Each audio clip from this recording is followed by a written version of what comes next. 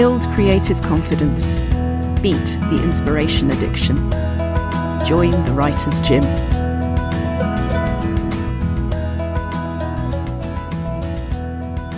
Joanne Harris was born in Barnsley in 1964 of a French mother and an English father.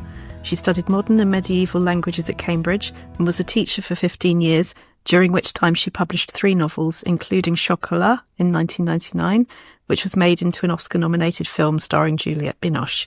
Since then, she has written over 20 more novels, plus novellas, short stories, game scripts, the libretti for 2 short operas, several screenplays, a stage musical with Howard Goodall, and 3 cookbooks. Her books are now published in over 50 countries and have won a number of British and international awards. She is an honorary fellow of St Catherine's College, Cambridge, has honorary doctorates in literature from the universities of Sheffield and Huddersfield, and has been a judge for the Whitbread Prize, the Orange Prize, the Desmond Elliott Prize, the Betty Trask Award, the Prima Donna Prize, and the Royal Society Winton Prize for Science, as well as for the Fragrance Foundation Awards for Perfume and Perfume Journalism, for which she also received an award in 2017. She was elected a Fellow of the Royal Society of Literature in 2022. She's a passionate advocate for authors' rights and was the chair of the Society of Authors for 4 years.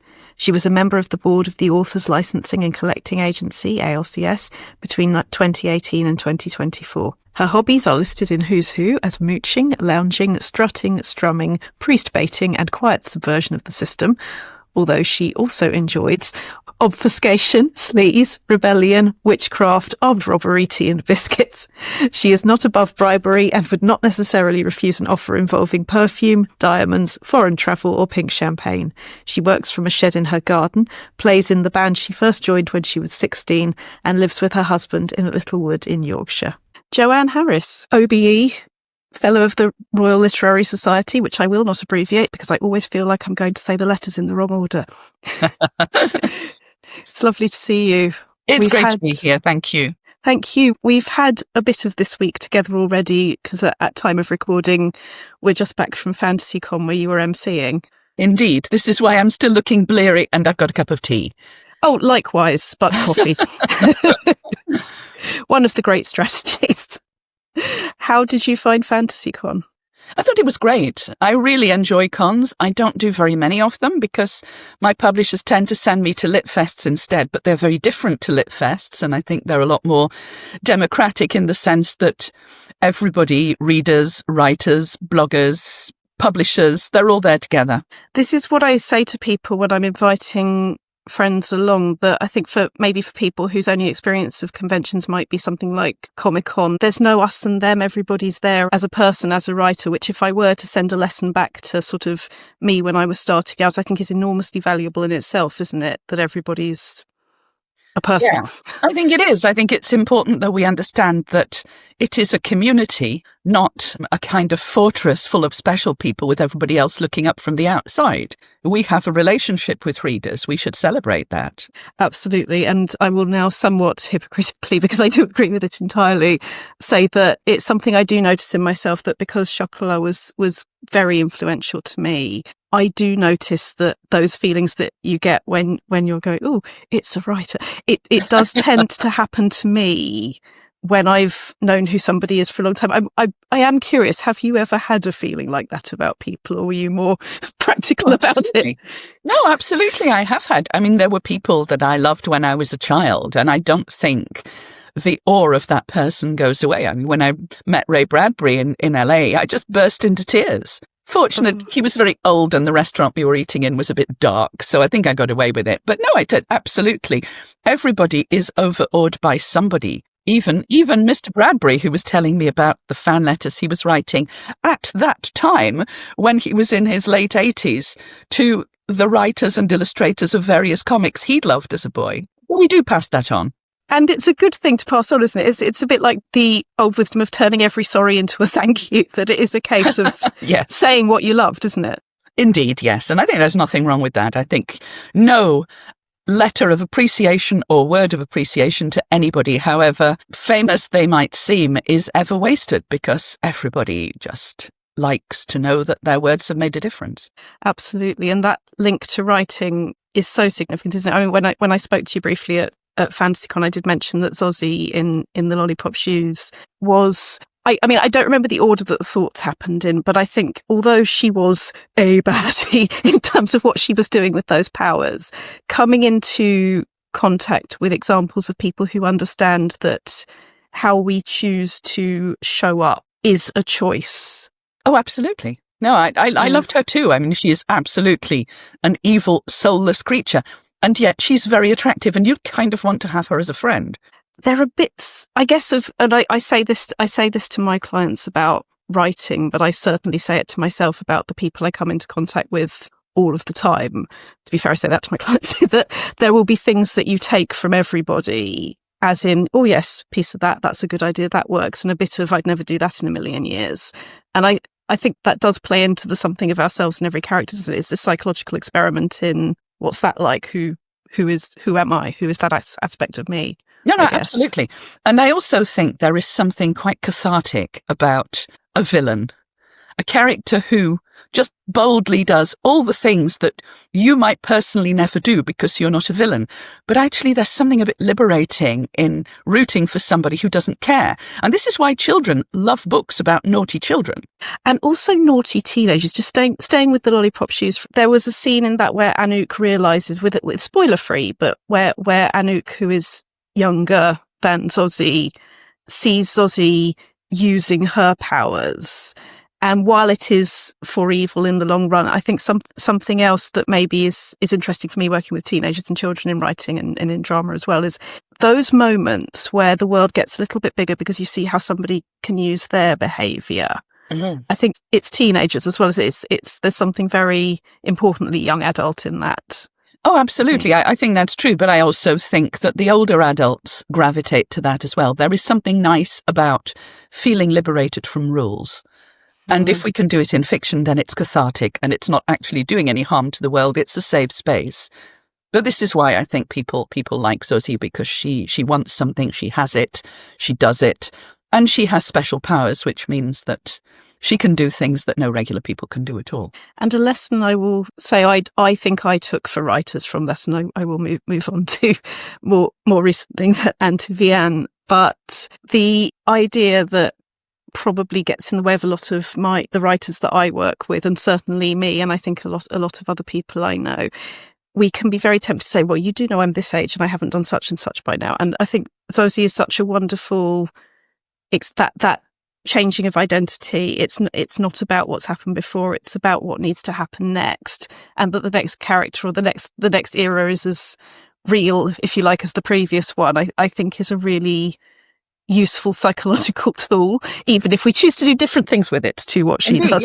Yes, I agree. Yeah. And Vianne, we will be spoiler free because fewer people will have had the opportunity because we're still relatively near publication day as we're recording. How does it feel to keep returning to her? I guess going back to the beginning of her, were you learning those things for the first time? Was it filling in jigsaw pieces, or what is that like going back in a character's timeline? Well, I never intended to go back to the character at all. I never intended to do any sequels to Chocolat.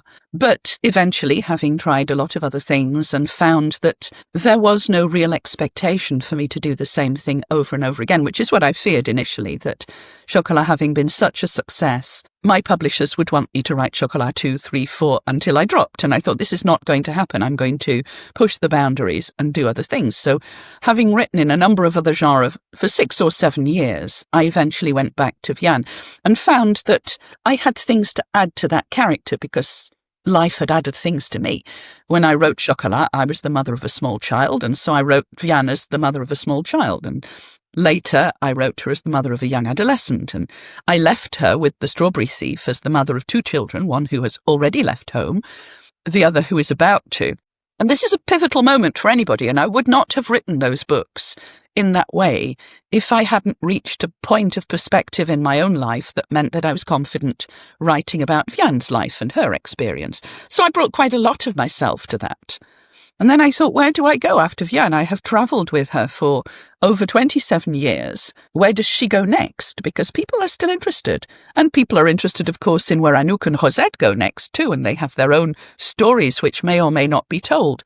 And I thought maybe this is the time to consolidate what we know of Vian and for Vian to look back at where she came from and to answer some of the continually unanswered questions that have been posed throughout the series, rather than moving forward. So I think in order to move forward, I needed to forensically look into Vian's past, which is why I wrote her 6 years previously to Chocolat as a 21-year-old who still doesn't know who she is, who has large gaps in her understanding of her past, who's just lost her mother, and who is in the very early stages of a pregnancy that she doesn't understand, but she knows is going to change her life.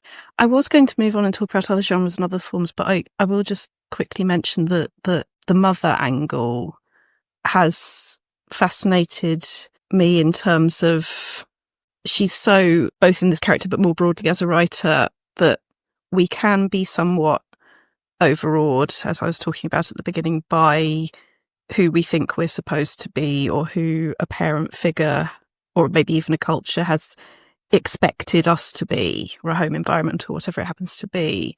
And I think listening to you talk more widely on the different genres and the different forms, one of the things that you seem very conscious of, in a way I think is very positive, of the fact that we need to find our own freedom.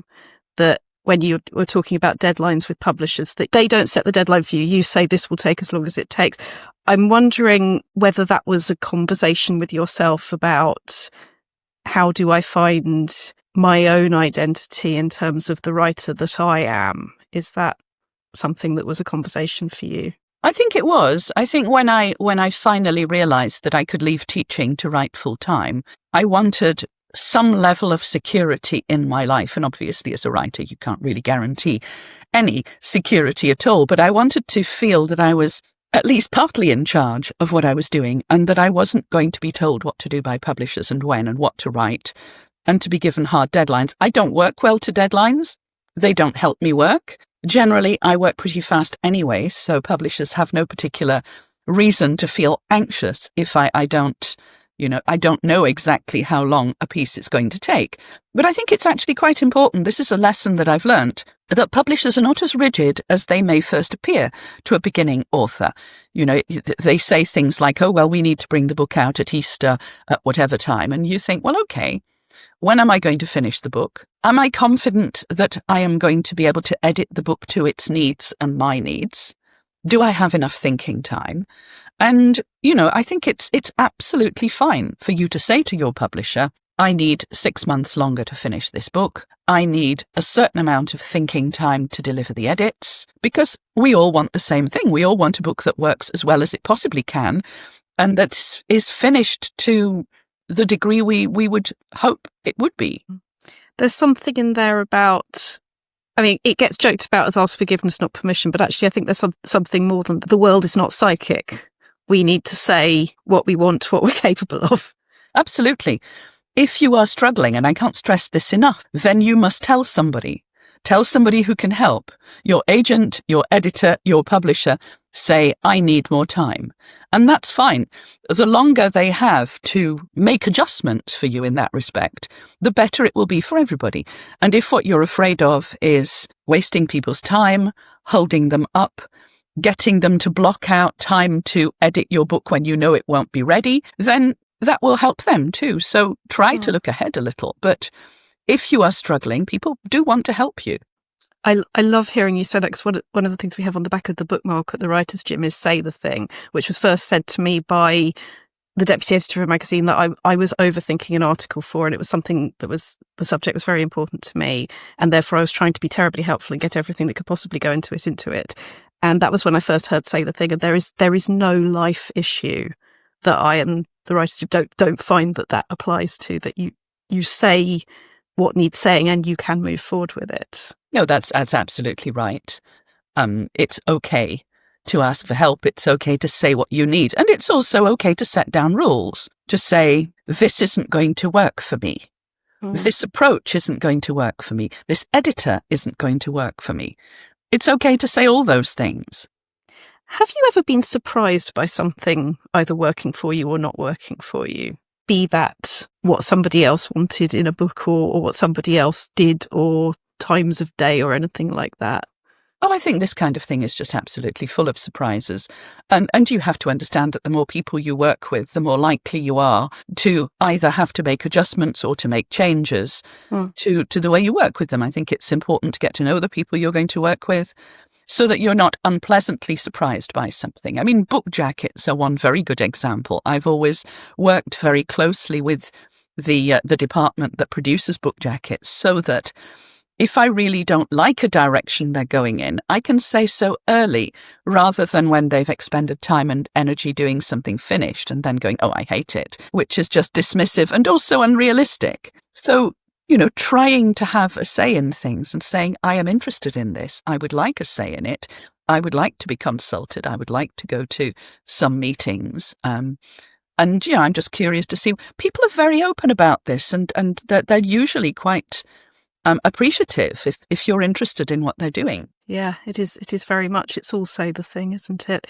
I was reading on your website that in terms of your writing life and how you do things and what works for you, a phrase that really stuck out to me was very few ideas come to me at my desk. That something I recognise as travelling is very positive for that. Can you tell me a bit about that, how it works for you? Well, desks are generally not very creative spaces. And there are also spaces that feel constricting in terms of movement, behaviour, view, all kinds of things. I find that most of my ideas come to me when I'm away from the desk, and I think most people will find the same. People find that when they're running, when they're walking, when they're travelling and looking out of the window, when they're listening to music, when they're reading somebody else's book, ideas will come to them then. This is important because most of a writer's writing time is actually thinking time. Maybe 10% of it happens at a keyboard where you're typing, but typing and writing are two very different things. So getting the ideas, shaping the ideas, inhabiting the world, understanding the characters, getting into character, all that stuff can be done absolutely anywhere. It's portable. So people who feel that they have to write many hours a day to call themselves writers, bear in mind that the number of words you write is not the essence of writing. It's getting and shaping and inhabiting that world, that story, until you feel confident enough to write it down. And yet, you mentioned the school desk on the website, which threw me straight back to 1996 or 7. And I'm left-handed, and I still do the hook, unfortunately. And I have a beautiful ink pen that goes everywhere with me that I need, and that sloping desk was a great thing for me. How did the desk stay in your life? I bought it as a reminder of my teaching days. I was all set to buy a proper writer's desk, and I went out to look for one, and I came back with this old antique school desk instead because it just felt much more like me. I don't think I would have had been happy with an acre of writer's desk, and what would I have put on it? Because I always write on a tiny laptop, and which. I'd be being very rude to everybody listening if I didn't link that with the shed, because Twitter, you have your shed that takes on its different forms every day. For the 2.5 people out there who might not know, can you talk a bit about what I don't want to say what the shed is, because what is?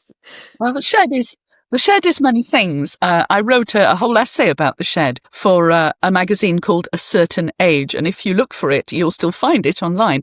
But for a long, long time, I didn't have a designated writing space. A lot of people don't. Joanna Cannon wrote all her books in the car at lunchtimes when she was a medic.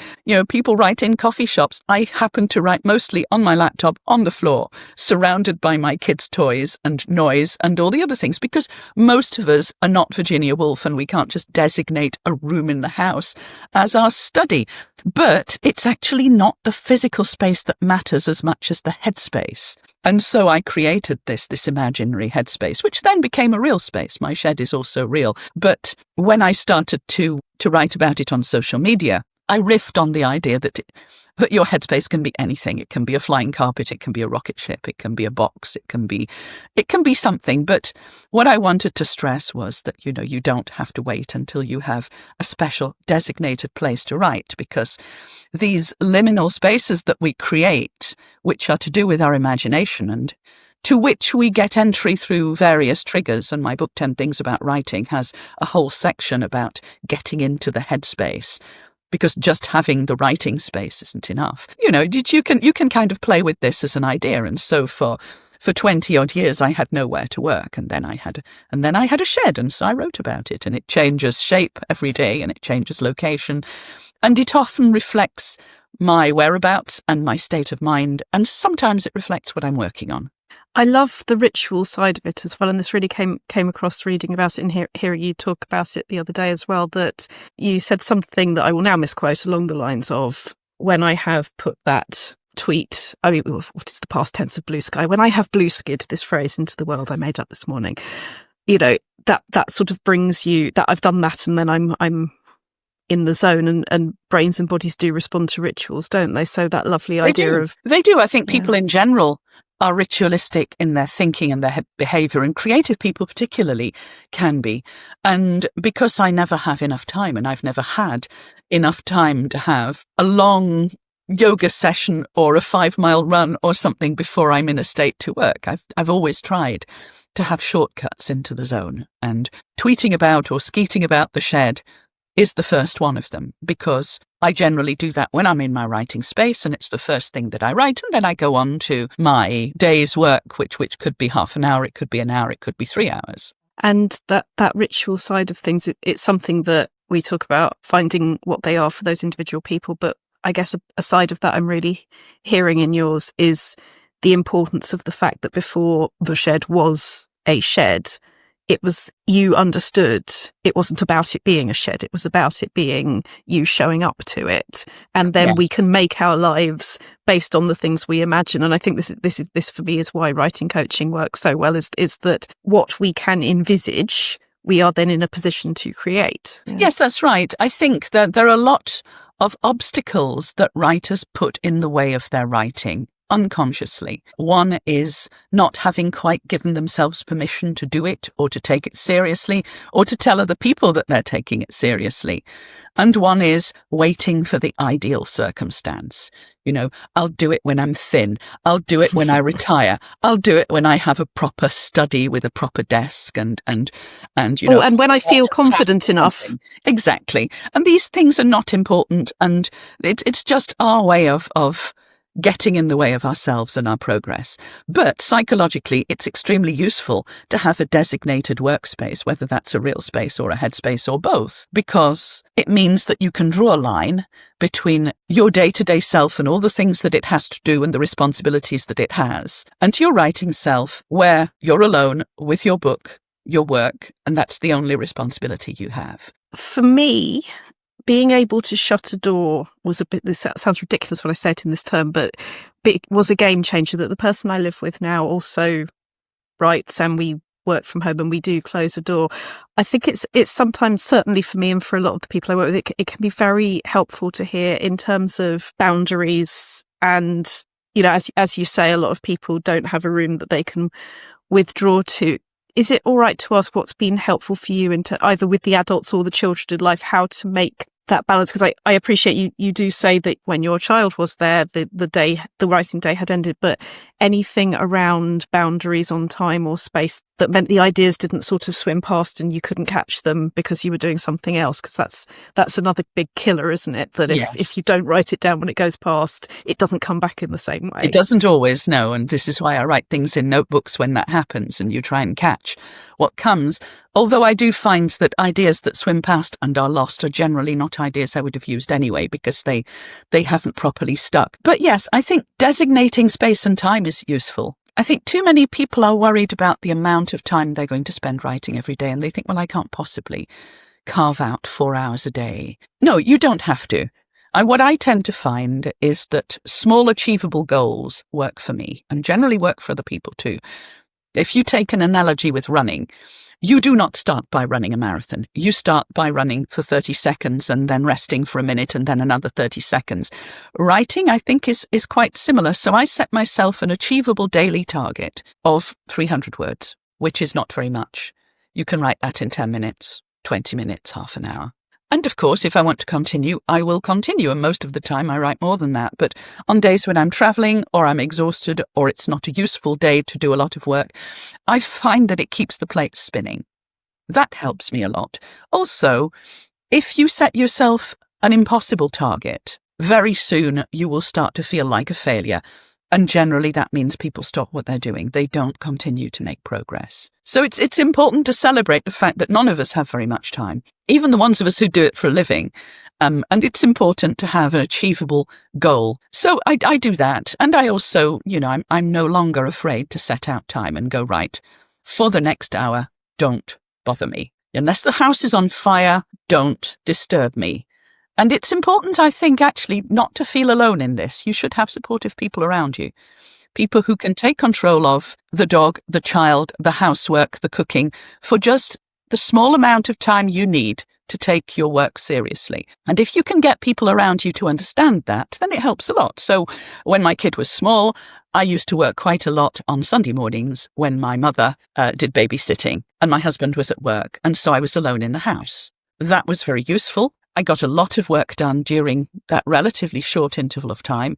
And the rest of the time, I just kept the plate spinning with a few hundred words a day. And saying again, as we said earlier, saying the thing to the people who can help. Yes. Is sort of the master key, isn't it? It really is. And I think women particularly find this difficult. Women feel that they are letting people down if they go, I need some time to myself right now. And yet we come out of that and everybody gets more of you for their money. You come out healthier. Absolutely. And, most people are supportive. And if they're not supportive, then my advice would be get better people. Amen. Absolutely. You have been so active in the Society of Authors and the Authors Licensing Agency. There is obviously AI, which we cannot and should not talk about. My God, a triple negative. That I truly don't know where I want to start. I guess when you talked a bit about when you found the Society of Authors, was that an important discovery for you personally, finding them? Yes, it was. It was because I think a lot of authors at the time, and some even now, felt very isolated in what they did, had no community, and had nobody to guide them, nobody with prior experience. Now, of course, it's slightly different. We have a broad writing and reading community online, and, it's very useful to be part of that and to engage. But the Society of Authors was and remains a very good place to meet other writers in different stages of their careers, to learn from their mistakes, to learn tips about publishing, about finding agents, about avoiding vanity publishers, about getting paid if somebody has stolen your work for AI, and just for expressing concerns about your work, the publishing industry, how things are going. Because a lot of people, I think, are quite worried about the future. And a lot of people entering the profession are aware that they're entering it at a very turbulent time. And it's good to have the reassurance of a professional society and to know that they are working on your behalf to try to change the things that need to be changed. So unfair contracts, obviously the use of AI, transparency with companies like Amazon who are selling books but are not really telling us anything about how many they've sold, what they've sold them for, or how much the author gets. Things like the underpricing of books being sold for pennies, advice about copyright licensing, about the PLR, all these kinds of things. You can get this information from somebody who knows. And they do have a very good department that looks at contracts for free for members. And I always run my contract past the SOA. Even now, I've got a very good agent. I've got people who look at them, but it's always good to have another pair of eyes. And I find that it's quite rare that the SOA doesn't pick up on a little thing that nobody else saw. I have had that experience as well. And I think another thing it's worth saying about them is that the idea of the SOA can, I think, for some people fall into that black hole of things I will do when I feel like I'm a proper writer, which, of course, as we know from the shed, make your liminal space work for you. Find out if you want student membership. There's partial membership. There's ways in before you feel like you've arrived. You don't have to be published. There are associate memberships available. And actually, they're very useful because it means that it can help you filter out the frankly exploitative people who are looking for unpublished writers and who want to take your money. I know I used to get, and I still do get, letters from people going, I've been looking for a publisher for 10 years and finally I've got an offer and it's wonderful and I only have to pay 18 grand. And I go, no, it's not an offer. This is a marketing ploy to try and make you spend money on publishing services. It is not a publishing deal. But there are some quite predatory outfits there, particularly targeting people who are older and maybe not particularly savvy about publishing. And it's quite important to get some protection and some advice. Absolutely. And another thing I've noticed a great deal is the very close relationship between falling for that and self-esteem more generally. Being targeted by one of these outfits does not make you stupid or naive. It makes you, unfortunately, in a large community of people who have also been targeted. And it's fine. It doesn't make you any less of a writer or any less desirable in terms of publishing. It's actually very hard to get published nowadays in any kind of traditional way, which is why so many people are going into alternative forms of publishing. And self-publishing has been completely legitimized now as a form. And it's great. It means that there are options for people who can't get into an increasingly restrictive Big Five. What would you advise / warn people so that self-publishing doesn't lean too close? Because it can go well. There are, as with most things in life, one can do it healthily, one can do it unhealthily. Absolutely. I mean, one of the things to be aware of is the very understandable excitement of having your book and wanting it to get out there. And I think a lot of self-published writers skip levels of editing and polishing and copy editing because they would like their work to be out there. But bear in mind that you only have one chance to make a first impression. And if your work is incomplete or unedited or in some way is likely to attract criticism, then you may have damaged your ability to get readers later down the line. So I see a lot of parents, for instance, pushing their 15 and 16-year-olds to publish their work online. It's not necessarily great advice. I wrote a sentence about who I thought was the sexiest human being in the world on an internet chat forum when I was 16. Oh, dear. And if you know my old surname, you can still find it. So I'm just going to throw that in and say we get to grow up. Stays there. So absolutely. You have all your life to make a first impression and to write a first novel. Beyond that, who knows? In traditional publishing, you have a year to write the second one, so it's always a good idea to have the second one at least ready to roll when you submit the first one. But with self-publishing, you are in control. You can choose. You can outsource your editors, your copy editors, your designers. And it's hard work. It's harder than being with a traditional publisher in many ways because they tend to provide those services, whereas you are the one who needs to outsource them and also to pay money to them too, and this is part of it. But there is no shortcut, and especially no shortcut into predatory vanity publishers who will promise you many things but who are incapable of delivering most of them. Another thing we might want to say very loudly that, to me, surprising number of people don't necessarily notice is the ALCS and signing up for that. Yes, that's very important. You will get an automatic membership of the ALCS if you join the SOA. So authors licensing. That's right. And they're an organisation. I was on their board for many years, and they're an extremely good organisation. They are there for one thing and one thing only, to protect authors' copyright and to take in, on behalf of authors, and then to distribute to those authors money that has been generated from use of secondary copyright. And that means things like quoting in journals, photocopying, school usage, lots and lots of secondary copyright using. And by secondary copyright, I mean anything that's not in the books that you publish. So all you have to do is to join the ALCS, or you're already a member if you're a member of the SOA. And then you need to input your new books, your titles with their ISBN numbers every year. This also goes for audiobooks. It goes for articles you may have written in magazines, anything that has an identifying number. And some people are quite surprised by the amount of money they get and the amount of times their work has been used that they weren't even aware of because it was in another country, another language. They just don't know. Nobody else can really do it, but the ALCS have a large team, and so they give you 2 payments a year based on the money that they have collected on your behalf. It's worth getting, it's yours, it's owed to you. All you have to do is sign up for it and say what you've written and when. Absolutely, and I would also say it's really easy to do. And this is coming from a dyspraxic who does not always enjoy forms. It's easy, isn't it? It's very easy.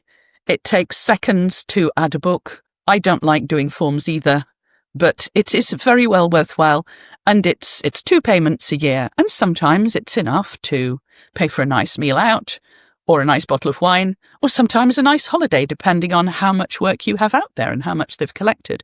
They also do important things like lobbying Parliament on copyright issues, putting pressure on MPs to speak out about illegitimate uses of AI, this kind of thing. So they're always there poking MPs and saying, think about our members. What are you doing to help them? Which brings us to, what would you advise or want those of us out here to be aware of or doing about AI and its misuse? Well, it seems a very hopeless thing, doesn't it? It seems as if it's everywhere and the perpetrators are so powerful that politicians are afraid to call them out. But actually, with the recent Anthropic judgment and the regulations that have just been imposed in Australia, we are seeing people fighting back. In Australia, whole governments are fighting back. Ours can do the same. I think this is a question that we can ask MPs as voters. What are you doing about AI to safeguard writers and creatives and that profession, which brings billions in income to the UK every year, which will be lost if AI takes over? There's that. I think there are personal things you can do. You write to your MP. If your work has been stolen, follow the Anthropic judgment, which will talk you through a rather complicated series of steps that you can take to be paid. But also, you can do personal things like make sure that your publishers are not using AI, and not just for generating work, which is a different business. Some publishers are actually AI generating illustrated children's books, which is disgraceful and should be stopped. But also, are they using AI in your translations? Are they using AI as part of your editorial process? Because you are the author and you can determine these things, you can have embedded into your contract that your work will not be used to train AI, that none of the processes of creating your book will be AI sourced when originally they were human sourced. You can do that. And if enough people do that, then the people above us, the publishers who want to make money and the politicians who want to get votes, will perhaps sit up and think that this is an issue that they need to address. So above all, say the thing and know that it matters. Say the thing and know that it matters. But also don't be a hypocrite. Don't say the thing, but also secretly use the thing somewhere else because it cuts corners, because ultimately this is damaging to the community. Do what you can rather than think you're too small to matter is why fill in your articles on ALCS is another reason, other than the money. Yes. Self-esteem comes in so much. Many reasons, but we have to think of writers and artists and translators and editors as part of a community. We have to help everybody. We have to be on the side of the community rather than our own side, because sometimes people kind of go, well, it benefited me. It may do in the long run, but the people you leave behind won't be benefited and the industry itself won't be benefited. So it's quite important to think of this as a holistic effort rather than just one individual's need to be compensated or whatever. I'm wondering, of the places I have not gone yet, are there any things that have benefited you in your writing life that we haven't talked about? I think writing is a very personal thing. The things that help one person may not help other people. In my book, there is a chapter on different approaches to getting inspiration and different approaches to getting down to work, which I often think is a bit of a problem. People often ask me about my daily process. It works for me. It may not work for everybody. But what I tend to do is I will go into my shed or wherever the shed happens to be, into my hotel room or whatever, and I will read aloud whatever I wrote the previous day or the previous time I wrote. Generally, I find that helps me get into the zone quicker. It also means that I kind of baby edit everything as it goes along, and there is a rolling process of line by line editing, which helps me a lot, which means that when I do have a final draft, it's usually pretty clean on a line by line basis. It may want some tweaking structurally, but otherwise it's a clean draft. And another thing that I always do is I use scent to get into the zone, because scent is the way I access the world primarily. This is a trick I learnt from Stanislavski in his book An Actor Prepares. And actually there isn't really anything in that book that doesn't also translate to a writer prepares, because getting into character as a performer is very, very similar to getting into character as a creator of character in stories. So pretty much all those tricks are worth exploring and looking to see if any of them work for you. Can we have a quick moment with that scent? Because you created one for the recent book with... Yes, I did. I got together with a scent maker called Sarah McCartney, whose company is 4160 Tuesdays. And together we made a scent illustration for a passage in the book. And we worked together to create it. It's called Vianne's Confession. You can find it on her website. And what I was doing was I was trying to explore the sense of illustrating works with things other than just pictures. Pictures are great. We all know that pictures can enhance and sometimes change our experience of a story. Adults like pictures as much as children do, although it's not as normal anymore to have illustrations in adult books. But I thought, what about other kinds of illustration? Arguably, an audiobook is a sound illustration of a work. It's an interpretation in a different medium. You have things like theatre and dance and screen that take stories and put them into another medium. Have we done scent, which to me is the most emotional and immediate of our senses? So I thought, no, okay, we could do scent has its own narrative. It has an instant impact, it has a diffusion, a delivery, and then it has a resolution. So let's do that. So I took a scene that started in a chocolaterie and ended in a church via the wet streets of Marseille in the late summertime. And so we made something that was slightly chocolatey, slightly churchy, and also with that scent of wet pavements and lots of things in there to try to see if it would lift the passage. And so when I did events, I would read the passage and sometimes diffuse the scent into the room if that was possible, otherwise pass out samples to the audience, otherwise spritz books, and sometimes people, when they came then to have the book signed. And it worked extremely well. People are influenced by scents in a way that they're not always aware of. Yes, and the advice that is always so surprising to beginners about the fact that smell and taste and everything else is happening the whole time it's such a lovely literal way of reminding people of that. It was, we had at the Olympic Studios where I was for Barnsley Literary Festival, we had the little samples, and it's, as with anything that is true and works, it feels obvious once you're holding it, and yet it does, and yet. And I find that it's interesting, and I try to encourage, if I do teach creative writing to anybody, I try to encourage people to use the full gamut of their physical experience. So not just what characters see and hear, but also what they smell, what they taste, what physical sensations are like, and be aware of that physical connection, because actually it's what draws the reader into a story. Shared connections. They may not have a shared experience with the character, but if you dwell for a time on the character's physicality, then there will be a connection, because everybody knows what sensations, what smells, what tastes, what feelings feel like. And it's an easy way to pull people into the story and to make the story immersive in a way that makes it real. Well, Joanne Harris, it has been an absolute delight. We will have the website for Sarah McCartney, your website, the ALCS, the Society of Authors, all in the show notes. Lovely, thank you. Thank you. It's been so wonderful to have you at the Writers' Gym. Thank you so much for joining us. I appreciate you asking me. Thank you. You've visited the Writers' Gym with author and coach Dr. Rachel Knightley. Production and sound design are by Ashley Lexine, and theme music is by Chris Gregory. To join a Writers' Gym workout online or in London as a guest or as a member, visit writersgym.com or email thewritersgym@rachelknightley.com.